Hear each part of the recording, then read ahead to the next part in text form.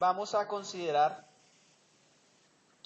el libro de Mateo y empezamos el capítulo 21. Empezamos este capítulo 21 y ustedes ya están en sus Biblias, capítulo 21, y les voy a pedir el favor que me acompañen en la lectura. Tomemos este pasaje desde el versículo 1, vamos a ir hasta el 11. Siendo así, leemos versículo 1 del capítulo 21. Cuando se acercaron a Jerusalén, vinieron a Bet-Fagé, al monte de los olivos. Jesús envió 2 discípulos, diciéndoles: id a la aldea que está enfrente de vosotros, y luego hallaréis un asna atada y un pollino con ella. Desatadla y traédmelos. Versículo 3.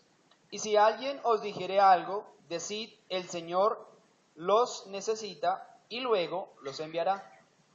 Todo esto aconteció para que se cumpliese lo dicho por el profeta, cuando dijo, versículo 5, decid a la hija de Sión: he aquí tu rey viene a ti, manso y sentado sobre un asna, sobre un pollino, hijo de animal de carga. Y los discípulos fueron e hicieron como Jesús les mandó, versículo 7, y trajeron el asna y el pollino y pusieron sobre ellos sus mantos, y se sentó encima. Y la multitud, que era muy numerosa, tendía sus mantos en el camino, y otros cortaban ramas de los árboles y las tendían en el camino. Y la gente que iba delante y la que iba detrás aclamaba diciendo: Hosana, el hijo de David, bendito el que viene en el nombre del Señor, Hosana en las alturas.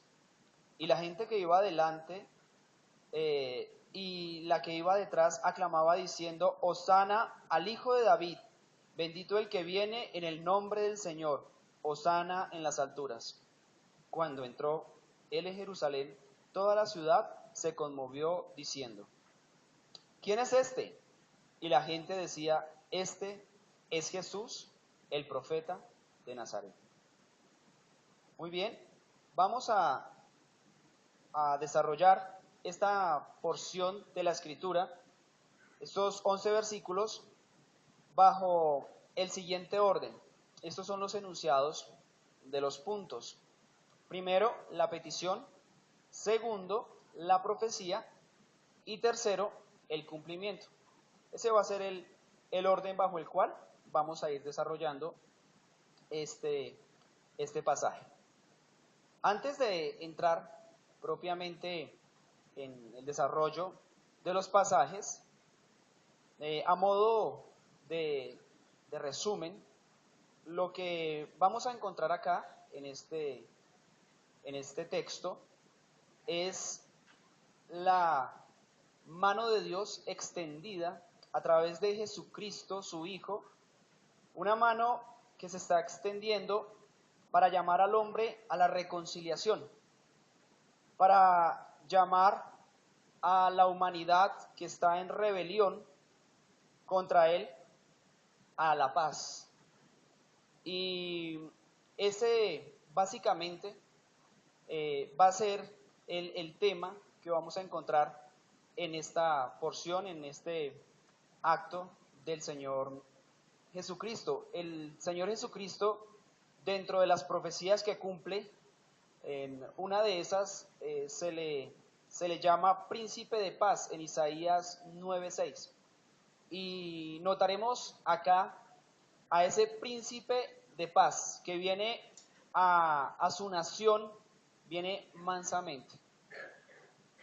Quería que tuviéramos eso en nuestras mentes y que no lo olvidemos. Y al ir desarrollando estos 3 puntos, vamos a ir notando en gran parte que esto es así, y también iremos dándonos cuenta de algunos otros detalles. El primer punto es la petición. Eso lo notamos desde el versículo 1 al 4. Cuando se acercaron a Jerusalén y vinieron a Betfagé, al monte de los olivos, Jesús envió 2 de sus discípulos. Aquí pido el favor a Luisca que si me puede proyectar el mapa para que nos ubiquemos un poquito geográficamente de dónde se lleva a cabo el hecho. De las palabras grandes que tenemos ahí, encontramos Perea. Logran ubicar Perea cerca al mar Salado, al mar Muerto.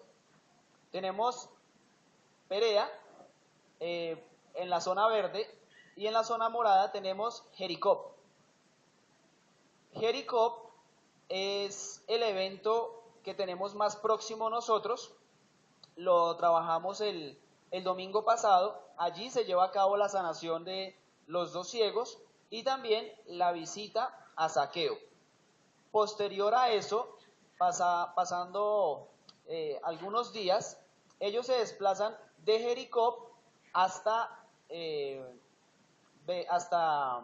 Betania. Cerca de Betania está Betfagé, que queda también muy cerca al monte de los olivos. Esa es la zona en la cual ellos están próximos a ingresar ya a Jerusalén, la capital religiosa, donde está establecido el sacerdocio y los altos mandos de la iglesia. Muy bien. Tenemos entonces ese lugar como el lugar donde los discípulos están con el Señor Jesucristo a puertas de entrar a Jerusalén.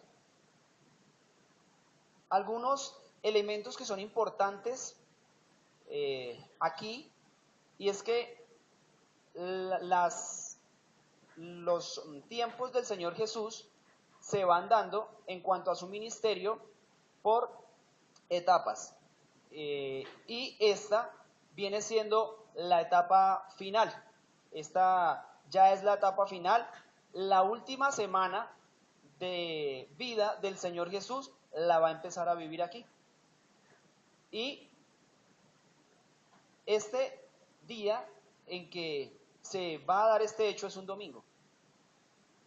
También es importante tener en cuenta que ha venido mucha gente, y ha venido mucha gente a razón de una cosa, y es que se celebra la Pascua judía. En la Pascua judía, todas las personas, vivieran o no vivieran allí, se reunían para tomar el Cordero Pascual. Ahora bien, para hacer mención de la Pascua, nosotros encontramos registrada la Pascua en Éxodo 12. Allí se establece la Pascua judía. Y a modo de recordar, la Pascua judía se estableció allí como una fiesta. La última plaga que trae Dios a través de Moisés es la plaga de la muerte de los primogénitos, porque una y otra vez no había querido Faraón dar libertad al pueblo judío, había endurecido su corazón una y otra vez. La última plaga y la más contundente es la muerte de los judíos. En esa muerte de los judíos, la orden que había para las casas de los israelitas era que pintaran con la sangre del cordero, pintaran los dinteles de la casa. Y esa fue la forma en que el espíritu de muerte no tocó los primogénitos de Israel. Del resto, todos los primogénitos murieron. Se había ordenado en la Pascua que una vez sucediera esto, Faraón los iba a dejar salir y ellos iban a tomar la Pascua apresuradamente. Desde allí en adelante, hasta estos días, se celebra la Pascua judía, que es pasar por alto, y ellos lo celebraban así como una fiesta. Algo importante que es para el pasaje, en Levítico 19:22, donde se ordenan todos los sacrificios, el carnero y los sacrificios en sí siempre tenían un objetivo, y era expiar temporalmente el pecado de quien lo ofrecía, pero reconciliar al pecador con Dios. Principalmente ese era el objetivo, que hubiese paz, al menos temporalmente, entre el pecador y Dios. Esa era la forma en que se acercaba, y había una reconciliación entre Jehová y el pecador. Bien, este básicamente es el escenario en el que se encuentra el Señor Jesús, sus apóstoles, en Betfagé, cerca al Monte de los Olivos, y ellos ingresan ya para la fiesta de la Pascua, que empieza, o esta entrada es un domingo. Y aquí se da la petición que el Señor Jesús hace a sus discípulos. Les dice: id, versículo 2, id a la aldea que está enfrente de vosotros. Estaba enfrente de Betfagé, la aldea, y luego hallaréis una asna atada y un pollino con ella. Desatadla y traédmelos. Y si alguien os dijere algo, decid: el Señor los necesita, y luego los enviará. Esa es la petición, esa es la petición que el Señor Jesús hace a sus discípulos. Vayan a la aldea que está enfrente, allí van a encontrar un asna y un pollino atados, y los van a traer. Algo que podríamos destacar aquí de estos discípulos es que, aunque podrían encontrarse con algún tipo de sorpresa o algún tipo de agresión, notaremos que ellos finalmente llevaron a cabo esta orden del Señor Jesús. El Señor Jesús les dice a ellos: vayan y tomen una propiedad privada, porque no referencia al texto que fuese de él. Incluso dice, por el contrario, que luego se las devuelve si alguien presenta algún tipo de reparo. Ellos fueron, y eso es lo que básicamente nos presenta la porción de Mateo. Ahora bien,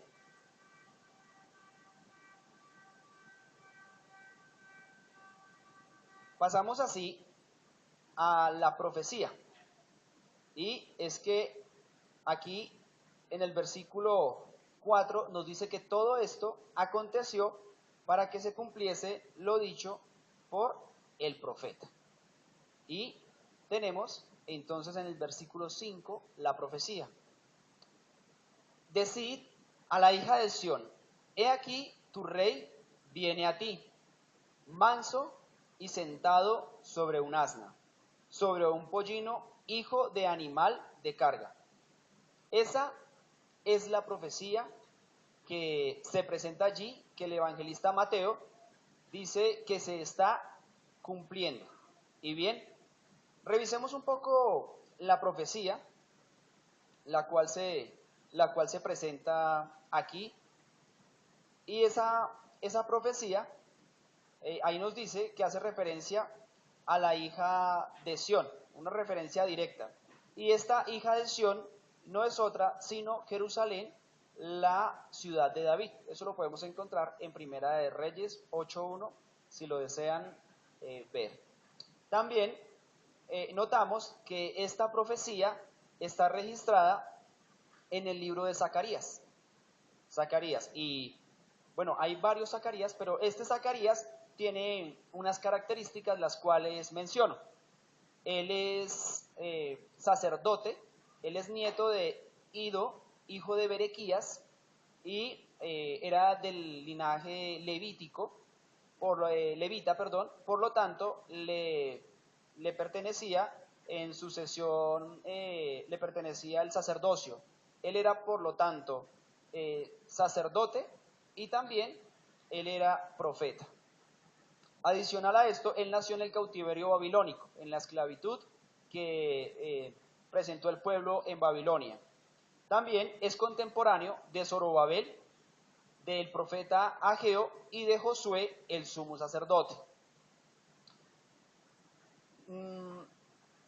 Notamos que él también fue uno de los precursores de la reconstrucción del templo una vez vuelven del cautiverio, junto con Zorobabel y junto con el sacerdote Josué. En el libro, que mayormente, el libro de Zacarías, está presentado en visiones, el llamado y la clave del libro se encuentra en el 1.6, en el capítulo 1, del 1 al 6, donde hay una invitación que es apremiante, donde dice: volveos a mí, dice Jehová de los ejércitos, y yo me volveré a vosotros. Esa es la clave y es lo que determina básicamente la interpretación de las visiones que se están dando. Ahora, aquí en este libro es que se escribe esta profecía que encontramos en el versículo 5 del capítulo 21 de Mateo que estamos considerando. Ahora, tengamos en cuenta también que a este hombre que servía como profeta y como sacerdote, lo mataron, los judíos lo mataron. Él muere entre el templo y el altar. Este Zacarías es el que muere de esa manera y que el Señor Jesús después condena a la generación de víboras porque dicen que ellos llenan la medida de sus padres, que fueron los que mataron no solo a este sacerdote y profeta, sino a muchos que fueron encomendados por Jehová para reconciliar a la nación rebelde con él. Dios lanza este juicio a esta nación. Muy bien, más de 470 años aproximadamente pasaron desde la profecía hasta el cumplimiento. Aproximadamente ese fue el tiempo que pasó. Zacarías, después escribe Malaquías, y Malaquías es el último libro, y se habla de aproximadamente 400 años de silencio, donde la expectativa quedó puesta en Juan el Bautista, que vendría para abrir el camino del Mesías, que Juan el Bautista vendría con el ánimo y el espíritu de Elías. Muy bien, ahora el príncipe de paz se presenta ante la hija de Sión, manso y humilde, para reconciliar a los hombres con Dios. De esa forma, vamos a irnos al punto 3, en donde tenemos el cumplimiento tanto del primer punto como del segundo punto. El primer punto, el Señor Jesucristo le pide a sus discípulos que vayan y desaten el asna y el pollino. Eso se los pidió el Señor Jesús en el primer punto. En el segundo, hay una profecía que ha guardado aproximadamente 470 años para ser cumplida. Y en este tercer punto encontramos el desarrollo del cumplimiento en el primer y el segundo punto. El versículo 6 dice: y los discípulos fueron e hicieron como Jesús les mandó. Y les decía que es importante aquí que sus discípulos obedecían a su maestro, aunque ellos podrían tener dudas de lo que se podrían encontrar. Esta mañana en la cena se nos presentaba que Esther tuvo fe al presentarse ante el rey, porque podría perder la vida, pero ella fue y hubo confianza en que Dios le iba a dar esa gracia delante del rey. Y los apóstoles aquí, dos específicamente de ellos, encomendados, confían en que van a ir y tomar ese asna y ese pollino que es propiedad privada, y la respuesta que ellos van a dar, si alguien les pregunta, va a ser aceptada. De hecho, aquí no se nos presenta en este texto de Mateo que alguien hubiese puesto oposición. Pero el libro de Lucas sí nos dice que le preguntaron que por qué los desataban. Ahora bien, ellos dieron la respuesta que el Señor Jesús les había presentado y para los dueños hubo tranquilidad en que el Señor los necesitaba y los iba a llevar. No sabemos qué conocimiento tenían estas personas, si sabían, como la multitud que lo esperaba, que él era el hijo de David, que iba a ser básicamente posesionado a la entrada de Jerusalén. El versículo 7, nos dice, y trajeron el asna y el pollino, y pusieron sobre ellos sus mantos, y él se sentó encima. ¿Quiénes pusieron los mantos? Directamente, aquí se está refiriendo a los discípulos. En el versículo 8 encontramos, y la multitud que era muy numerosa, tendía sus mantos en el camino. Y unos tendían sus mantos, otros cortaban ramas de los árboles y las ponían en el camino. Era una venia lo que se estaba haciendo a la entrada de Jerusalén. Y esta venia específicamente la estaban haciendo aquellas multitudes que tenían un conocimiento probablemente de oídas, otros tal vez venían desde Jericó porque habían visto lo que allí se había llevado a cabo y desde los extremos de la tierra venían para ver a este Jesús, hijo de David, al cual le hacían una venia real. Las multitudes, esas multitudes que estaban a las puertas y que algunos también salieron de Jerusalén, gritaban. Ellos gritaban, Hosana al hijo de David. Hosana es gloria al hijo de David. También gritaban, bendito el que viene en el nombre del Señor. Y también gritaban, Hosana en las alturas, gloria en las alturas. Aquí, dentro de las multitudes que gritaban, no hace referencia a la actuación específicamente de sus discípulos, de sus apóstoles. No indica que sus apóstoles estén tomando aparentemente cierto partido, sino que más bien están ellos ahí como a la expectativa, como observando. Lo más que parece hubieran hecho fue el poner los mantos sobre los animales bajo los cuales iba, o por los cuales iba el Señor Jesús entrando a Jerusalén. Pero el Evangelio sinóptico de este Mateo nos dice que los discípulos sí habían tomado partido y que los discípulos estaban eufóricos, estaban gozosos, que dentro de la multitud estos discípulos también estaban posesionando a su rey, al rey hijo de David, del cual ya se habían venido teniendo precedentes.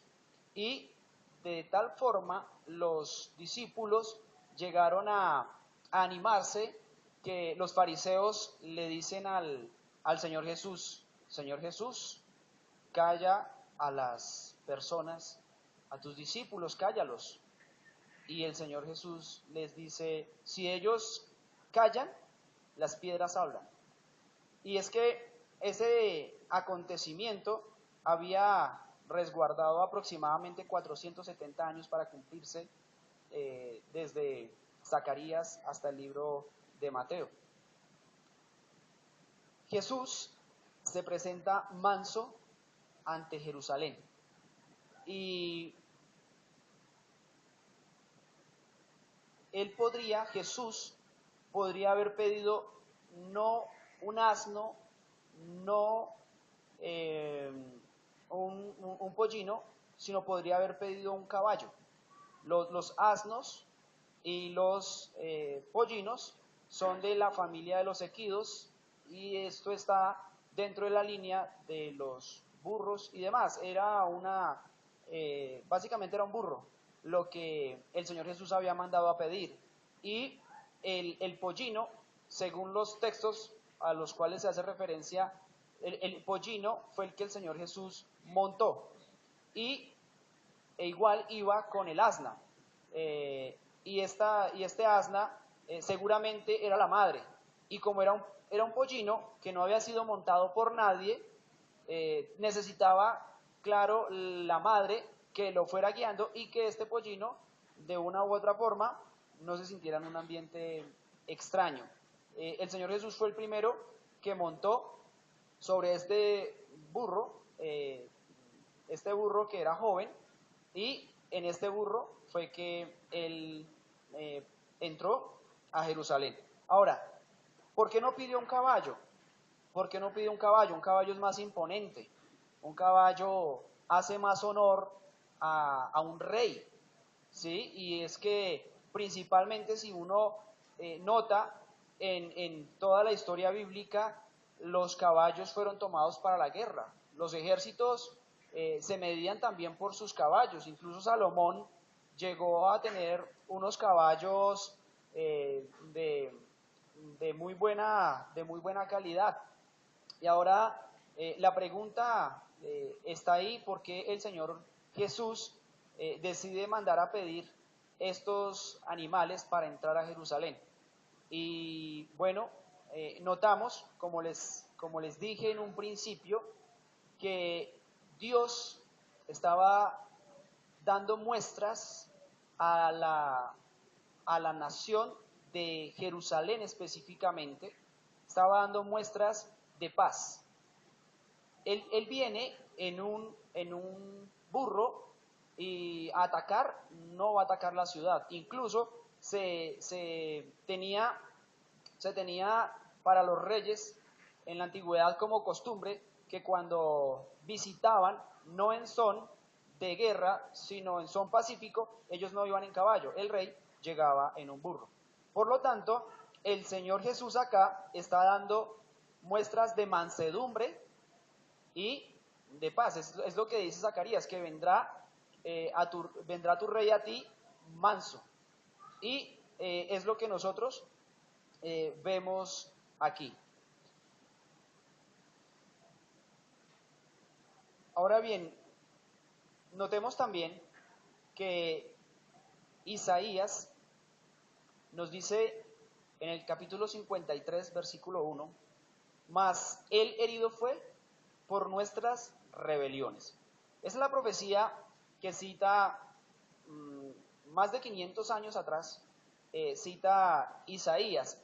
Y aquí había una profecía que se estaba desarrollando de Zacarías, una profecía, diría yo, mucho más llamativa y mucho más deleitosa, por así llamarlos, porque los que estaban allí estaban posesionando a su rey, al hijo de David. Y el gozo que había en su corazón era por esto, porque estaban posesionando a su rey, en quien ya faltando una semana, que nosotros lo sabemos, iba a morir. Faltando una semana se habían cumplido la mayoría de profecías sobre él. Faltaba que se cumplieran otras, pero a este punto lo que había en el pueblo era júbilo, era gozo. O sea, nadie pensaba ahí que iba a pasar algo diferente a que el rey se posesionara, a que Jesús se posesionara. Todas las marcas él las tenía, pero probablemente en la euforia, en el deseo, en la alegría, se pasaron por alto algunos otros aspectos de esa profecía que tenían que ser cumplidos, como este de Isaías 53:5, donde dice que más el herido fue por nuestras rebeliones, molido por nuestros pecados. El castigo de nuestra paz, y notemos ahí que nos habla Isaías de paz, fue sobre él, y por su llaga fuimos nosotros curados. Ahora bien, esta paz que viene a traer Jesucristo, tiene un costo. Esa paz tiene un costo. Reconciliar a el hombre revelado, al hombre pecador, reconciliarlo con el Padre, tiene un costo. Y ese costo es el del que nos está hablando Isaías, que tiene que haber muerte de por medio. Debe haber muerte de por medio. ¿En qué pensaban los que lo estaban posesionando? No sé si ellos consideraban que el pecado no es algo liviano, sino que tiene que haber muerte de por medio.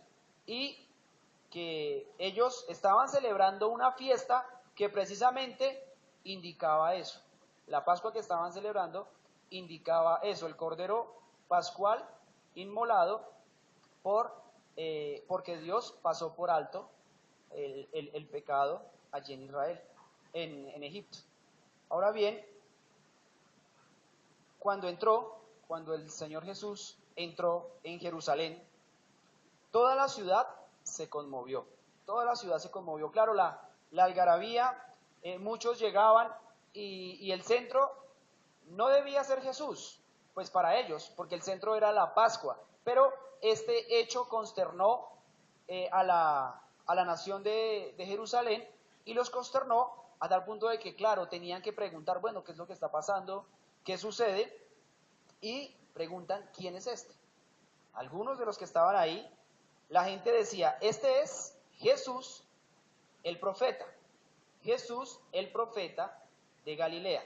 Ese es el título que le dan algunos expectantes. Tal vez la respuesta muestra un poco de su posición frente al Señor Jesucristo entrando a Jerusalén. Muestra un poco tal vez su apatía, porque se vivía otro escenario con lo que leíamos antes. Daban gritos de júbilo, lo llamaban rey, hijo de David, y usaban la palabra Hosana. Esa palabra Hosana también es usada por Lucas y se usa por los ángeles cuando el Señor Jesucristo nace.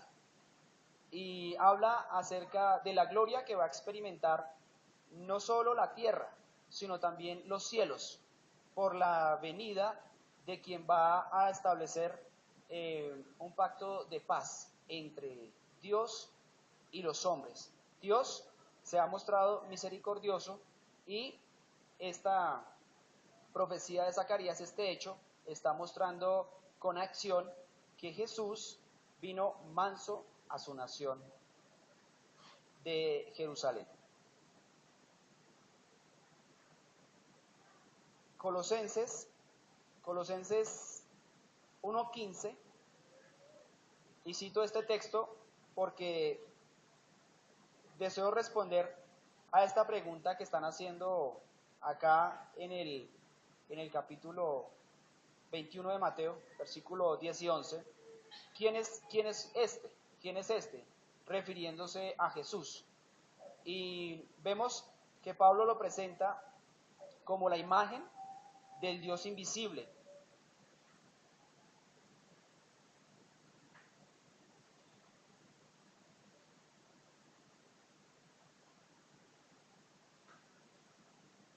Colosenses 1:15.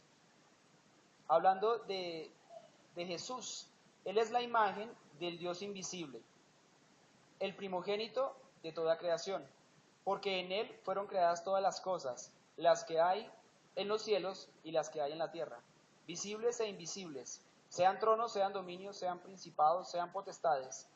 Todo fue creado por medio de Él, de Cristo, y para Él, para Cristo. Y Él es antes de todas las cosas, y todas las cosas en Él subsisten. Y Él es la cabeza del cuerpo de la iglesia, el que es el principio, el primogénito de entre los muertos, para que Él en todo tenga preeminencia. Ahora bien, aquí Pablo nos lo está mostrando, obviamente con varios años pasados en cuanto a este hecho, pero del Mesías prometido se ha ido dando una revelación, hay una revelación que va creciendo, y acá, estando a puertas de Jerusalén, ellos reconocieron de forma correcta que estaban aceptando al rey hijo de David, y el conflicto probablemente dentro de las personas que estaban allí, los seguidores de Jesús, sus apóstoles, no estaba en que hubiesen depositado su fe en Él, porque era correcto y era vida para sus almas que hubiesen depositado su fe en Jesucristo hasta donde les había sido revelado. Hasta donde les había sido revelado. Ahora, el conflicto, de cierta forma, se presentó, por lo cual ellos después desmayaron, es que no pudieron entender los tiempos.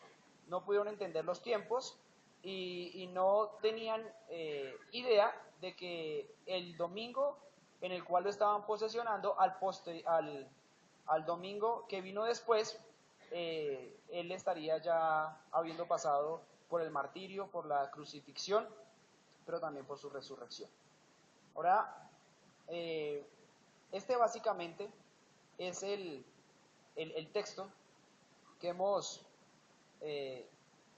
tomado, donde el Señor Jesucristo ha venido, y unas conclusiones con respecto a este texto me gustaría que las tuviéramos en cuenta.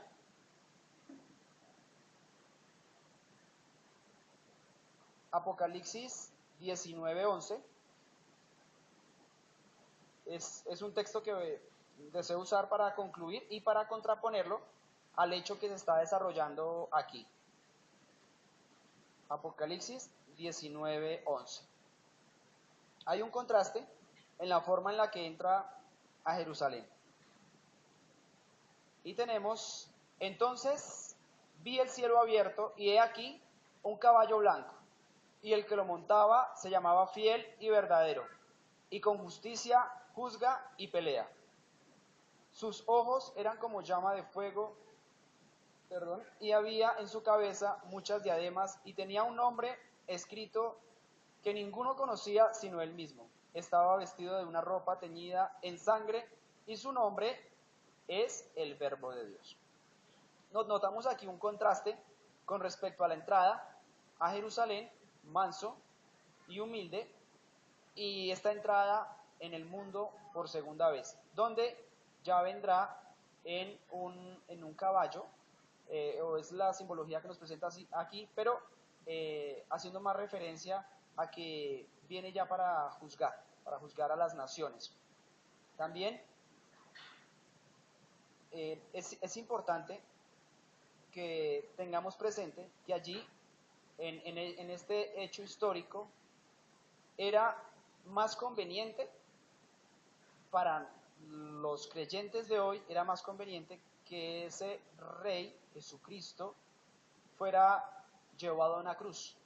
Era más conveniente eso, porque la expiación y la reconciliación Dios la estaba llevando a nivel mundial, aunque la nación de Israel considerara que era algo limitado, porque para Israel no habían más salvos que ellos. Y tal vez esa fue una de las razones por las cuales dijeron, no, ya los pecados de los que tenían que perdonarse, Él los perdonó porque a varios les dijo, tus pecados te son perdonados. Y no tenía que pasar por muerte. Probablemente pudieron haber imaginado eso en la efervescencia de lo que estaba aconteciendo y de la forma en que Jesús estaba orando. Pero se trataba de algo que iba más allá de ellos. Y se trataba de que allí se iba a llevar el acto redentor que cobijaría a toda la humanidad en sí. Porque Isaías, cuando él está dando esta profecía, también se incluye. Y cuando digo que todas las generaciones es tanto las de atrás como las de adelante. Porque Isaías dice, mas el herido fue por nuestras. Él no dice, mas el herido fue por las rebeliones, por nuestras rebeliones. Isaías está más de 500 años atrás incluyéndose en este acto redentor universal. Molido fue por nuestros pecados. Una vez más se incluye. El castigo de nuestra paz, Isaías se considera también en esa paz, fue sobre él. Y por su llaga fuimos nosotros curados. Ahora, allí en Israel se llevaría a cabo algo más grande de lo que podían contemplar los israelitas, porque Jesucristo no vino para reconciliar solo a los creyentes de esa nación, sino como dice Pablo, él iba a ser de los dos pueblos uno. Y es básicamente el entendimiento de su iglesia, que es el pueblo que siempre él ha privilegiado, dentro de los cuales muchos de esos miembros de la Iglesia Universal son judíos, obviamente, y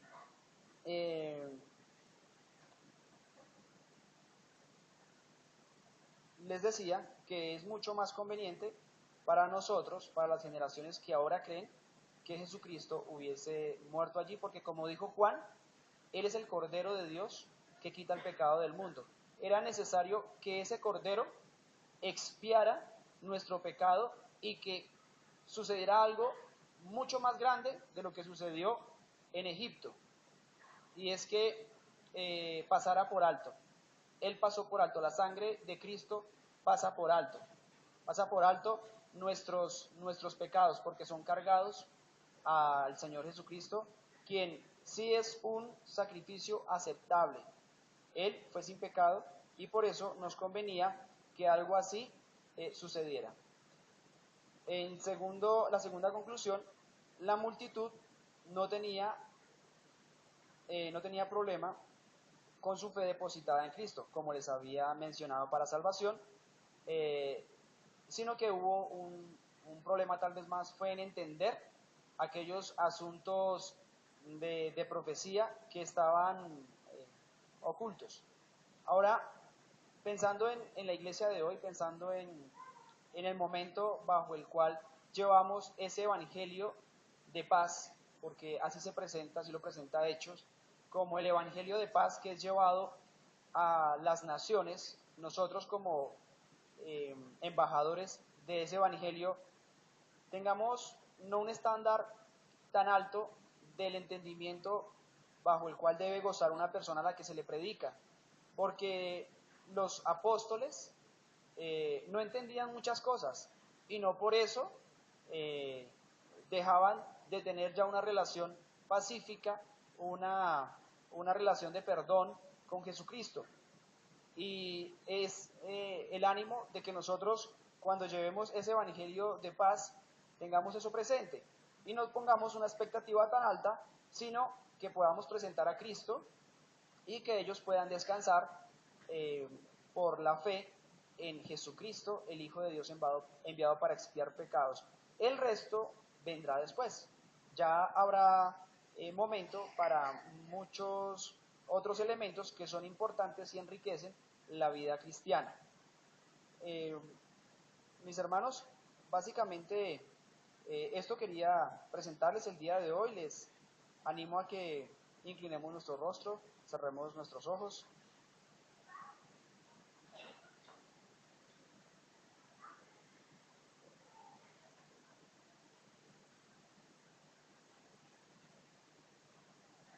Padre, agradecidos contigo estamos una vez más por la oportunidad que nos das de abrir tu palabra, de saber de ella. Gracias, Señor, porque nos has dado a tu Hijo, porque tu Hijo se ha presentado aquí a la tierra para poder expiar con su vida el pecado, que es lo que nos separa, el pecado que hace que estemos enemistados y que esa reconciliación no se pueda llevar a cabo. Pero Jesucristo fue fiel hasta la cruz y nosotros estamos inmensamente agradecidos porque sus padecimientos fueron en nuestro favor. Ayúdanos también, de cierta forma, humanamente hablando, a padecer lo poco por llevar el evangelio de reconciliación a muchos, Señor, y que podamos también pensar en que nuestras aflicciones son un precio bajo, si es por ponerlo en términos de pagar. Sabemos que no es así, Señor, pero que podamos nosotros ir delante de muchos a reconciliar por medio de Cristo a los hombres que se han revelado, como nosotros, también como tus hijos, en ocasiones nos rebelamos y olvidamos que, que somos pacificadores y que tú has establecido la paz. Gracias te damos en este día por Cristo Jesús, tu Hijo. Amén.